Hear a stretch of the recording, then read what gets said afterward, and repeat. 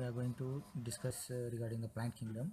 Now, the plant kingdom is an important topic in CTET and SET examinations. So the plant kingdom is subdivided into Thallophyta, Bryophyta, Pteridophyta, Gymnospermae and Angiospermae, in which Angiospermae is the those plants which are generally known as flowering plants.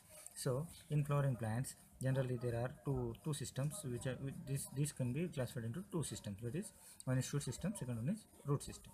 The root system is the system which is beneath the soil, and its main function is absorption of nutrients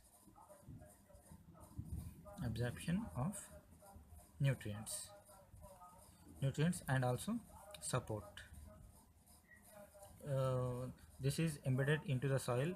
This goes as deep as it can, and it in uptakes nutrients like sodium, potassium and other minerals which are required for the plant to survive.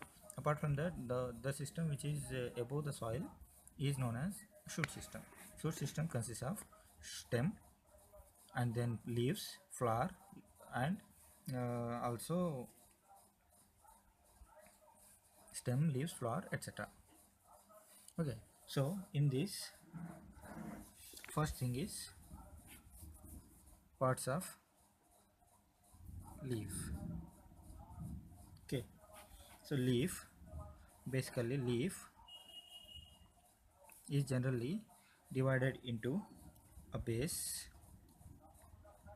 then petiole,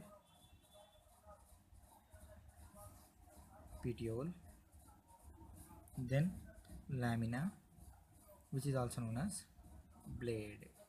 Okay, so the main important function of leaf is photosynthesis, which is a major important function of all the plant systems. Because of having photosynthesis are known as autotrophs. Okay, so the photosynthesis is carried out in majorly in green parts of plant,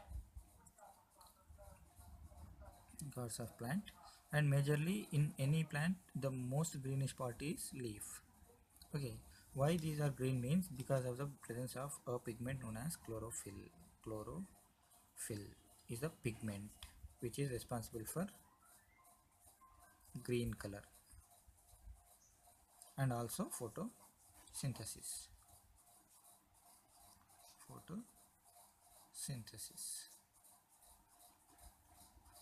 So these chlorophyll pigments are actually present in a specialized organ known as chloroplast. Then these are the main important parts of a leaf. Leaf as having a base, a petiole, a lamina. The base is the function of the base is it connects the stem and also the leaf. The petiole is the base, the part between the base and also the lamina. The main function of the leaf is photosynthesis. The main function of the lamina is main function of lamina is photosynthesis. Okay, this is regarding the parts of leaf. Then we go for flowers. Flower generally has 4 holes. Most important point, flower has 4 holes. The namely calyx, corolla, androecium and gynoecium. Calyx is the greenish part which connects the flower and stem. Connection between flower and stem is the greenish part. There is a greenish part that is known as calyx. And corolla is the petals. We generally say it as petals. The petals of the flower forms a hole which is known as corolla. And then androecium is the male reproductive parts of any flower which are known as androecium. The next one is gynoecium. The female reproductive parts are known as gynoecium. These are the 4 holes of a flower. Then the functions. Calyx gives support Calyx gives the support. Corolla attracts insects. Andrecium and gynoecium, these are the reproductive parts of flower. Generally, flower is generally known as a reproductive part of any plant. So the major reproductive parts in flower are andrecium and gynoecium. Andrecium is the male reproductive part and gynoecium is the female reproductive part. So calyx and corolla will be helping in these functions. Okay, so this is regarding the flower. Next, the classification of plant kingdom. Plants in general can be classified into cultivable and non-cultivable plants. Non-cultivable plants. So cultivable plants are those plants which require support from human beings, and these non-cultivable plants generally are also known as wild plants. Wild plants. So wild plants are those which doesn't require any support from human beings. These are generally either weeds or those plants which grow in forests or without any support of human being. That is, in conclusion, we can say those plants which doesn't have any human intervention are known as wild plants, and those plants which have human intervention starting from the seedling to the harvest stage are known as cultivable plants. Okay, so the general things about cultivable plants include: the cultivable plants require human intervention at every stage, and these cultivable plants are prone to different diseases. The diseases include: they may be bacterial,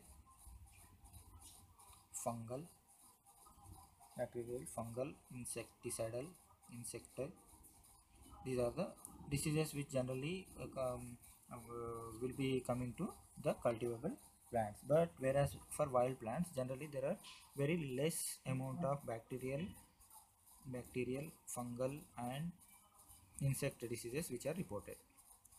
That means there are no, it is not that these plants are not prone to these diseases, but very less percentage of bacteria, fungal, and insecticidal disease, insect diseases are seen in case of wild plants, because the resistance power of wild plants is more than the cultivable plants. This is because of monoculturing monoculturing, which is a side effect of agriculture, and which can also be known as a drawback of agriculture. Okay, so uh, next thing is the examples of cultivable plants. Generally the cultivable plants, like those plants which we generally use in our daily human activities, like pulses rice pulses, and wheat, anything which we generally come across, and vegetables. These are generally known as cultivable plants. Wild plants means generally those plants which we doesn't grow for a reason, but they generally be growing on their own, like this Tamarindus indica, or else teak, or you can say this acacia. These are some of the plants which are generally known as wild plants. So in our next video we are going to discuss regarding the different uh, applications of this plants, cultivable and non-cultivable plants. So if you like this video, please share, subscribe, and like this video. Thank you very much.